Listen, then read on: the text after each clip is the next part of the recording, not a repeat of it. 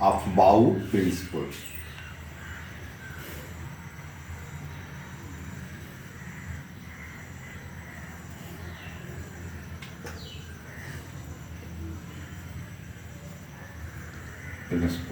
आज इसके बारे में, ये भी इलेक्ट्रॉनिक विन्यास से संबंधित एक नियम है।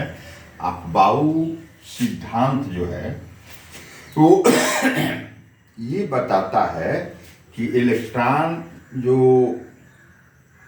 उप कक्षाओं में भरते हैं वो पहले निम्न ऊर्जा स्तर में भरते हैं और उसके बाद उच्च ऊर्जा स्तर में भरते हैं। निम्न ऊर्जा स्तर में इलेक्ट्रॉन भर जाने के बाद उच्च ऊर्जा स्तर में भरते हैं। तो इस सिद्धांत के अनुसार अफबाऊ नियम के अनुसार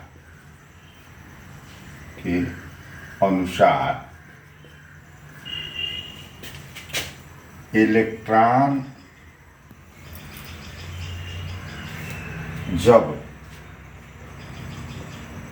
विभिन्न उप कक्षों में भरते हैं, विभिन्न उप कक्षों में भरते हैं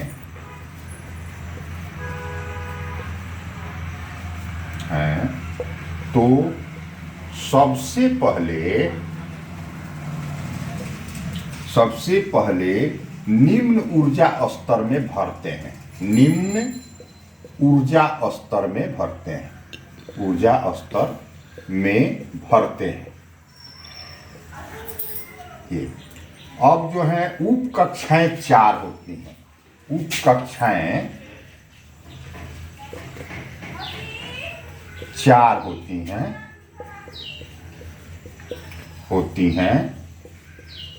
एस, पी, डी और एफ। इन कक्षाओं में जो इलेक्ट्रॉन भरते हैं तो वो किस तरह से भरते हैं, इसके लिए उन्होंने एक सारणी बनाई और उसी सारणी को अफबाऊ सारणी कहा जाता है। अब सारणी को जैसा कि हम जानते हैं कि एस में अधिकतम 2 इलेक्ट्रॉन रह सकते हैं, पी में 6, डी में 10 और एफ में 14। यानी 2 में 4 जोड़ेंगे तो 6 और 6 में 4 जोड़ेंगे तो 10 और 10 में 4 जोड़ेंगे तो 14। ये इस तरह से ऑर्बिटल का ये उप कक्षाओं का क्रम होता है। तो हम उस सारणी को बनाते हैं, बहुत आसान है, उसको समझ लेंगे और उसको देख के इलेक्ट्रॉनिक विन्यास लिखने का प्रयास करेंगे, बाद में वो याद हो जाएगा। तो हम उस सारणी को पहले बना रहे हैं, आप भी ध्यान दीजिए। क्या करना है, सारणी बनाने में 1 से 8 तक की संख्याओं को लिख देना है। 1, 2, 3, 4, 5, 6, 7।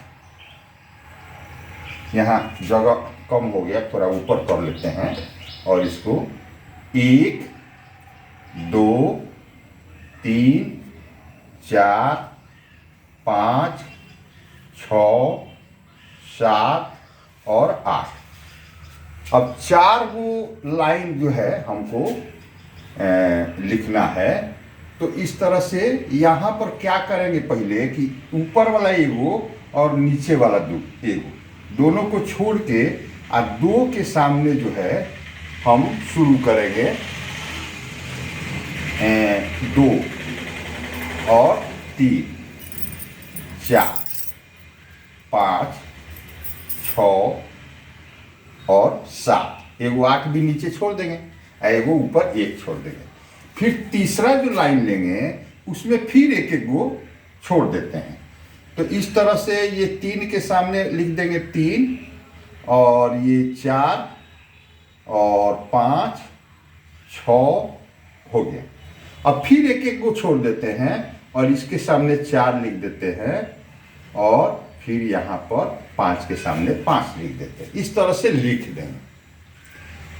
अब यहाँ पर क्या करेंगे हम कि इसमें एस जो है जोड़ देते हैं। पहली जो कक्षा होती है वो एस होती है, तो एस को सब जगह लिख देंगे। दूसरा होता है पी, तो यहां पर हम लिख देंगे पी, सब में पी लिख देंगे। यहां डी लिख देंगे, सब जगह डी लिख दिए, और यहां पर लिख देंगे एफ। अब इस तरह से क्या करेंगे लिखने के बाद कि हम सीधी रेखा द्वारा तिरछा तिरछी जो है ऊपर से काटेंगे। ये एस कट गया, यानी पहला इलेक्ट्रॉन जो भर जाएगा वो पहला का इस ऑर्बिट में ही जाएगा, सब ऑर्बिट में जाएगा। फिर जो है दूसरा जाएगा तो फिर इसको क्या करेंगे, ऐसे काट देंगे। ये हो गया। अब उसके बाद 2s के बाद कहाँ इलेक्ट्रॉन जाएगा, अटो 2p और फिर 3s। इस 3s के बाद माने 2s और 2p के बाद इलेक्ट्रॉन भरेगा तो 3s में जाएगा, और 3s के बाद 3p में जाएगा। ऐसे ये फिर जो है कट जाता है, इसको काट देंगे। 3s 3p 4s और 4p। अब उसके बाद जो है 4p में भरने के पहले वो 3d में जाएगा, अब तब 4p में आएगा, फिर 5s में आएगा। ऐसे अब इस तरह से यहां पर हम देखते हैं तो वो ऐसे आएगा, ऐसे, और फिर जो है ये बच गया, ऐसे आके कटेगा।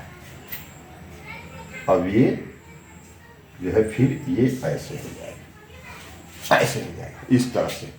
तो इस तरह से हम देखते हैं, ध्यान से देखने पर कि क्या करेंगे, पहले ये बना के यहां पर तीर का चिन्ह लगा देंगे, यहां पर तीर का चिन्ह लगा देते हैं, समझो।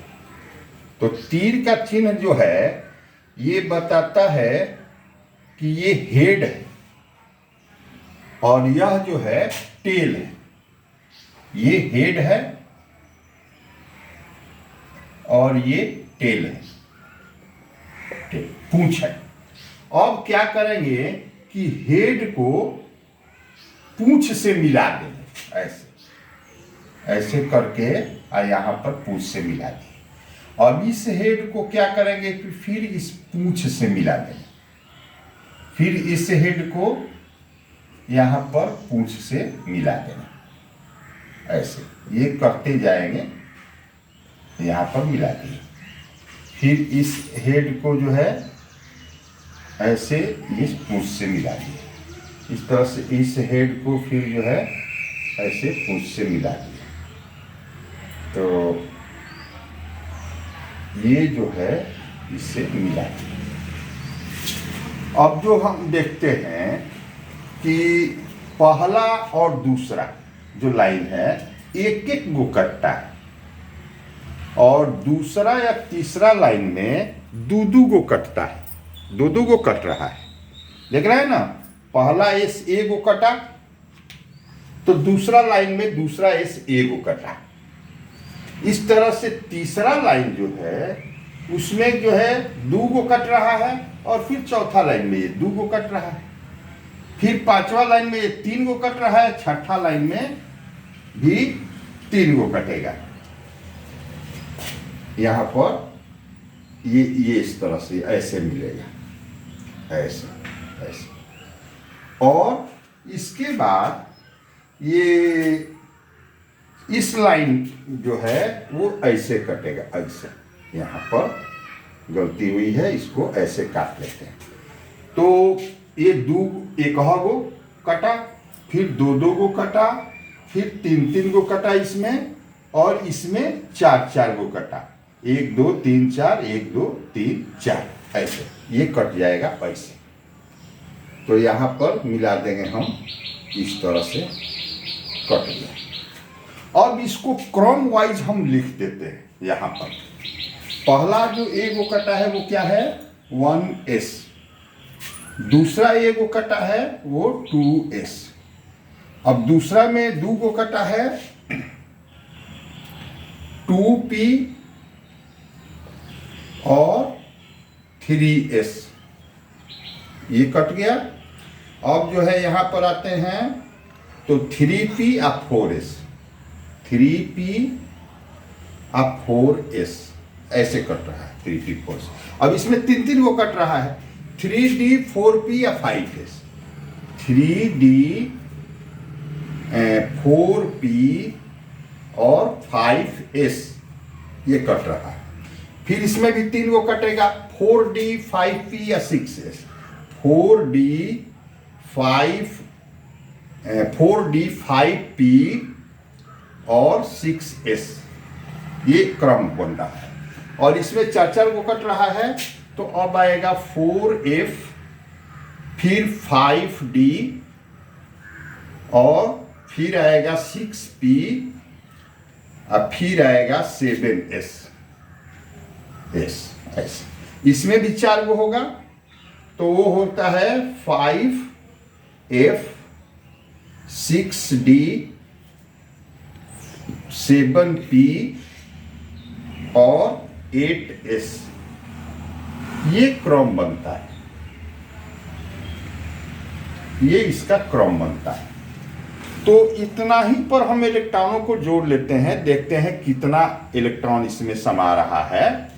तो यहाँ पर 2 और 2 4 और 6 10 और 2 12 और 12 6 18 और 2 20, 20 और 10 30 और 6 36 और 2 38, 38 और 10 48, 48 और 6 54, 54 और 2 56, 56 और 14 70, 70 और 10 80 और 80 6 86 और 2 88, 88 और 14 88 और 14 8 4 12 के 2 हाथ में बचा 1 9 1 10, 102 हो गया और 10 112 और 6 118 और 2 120।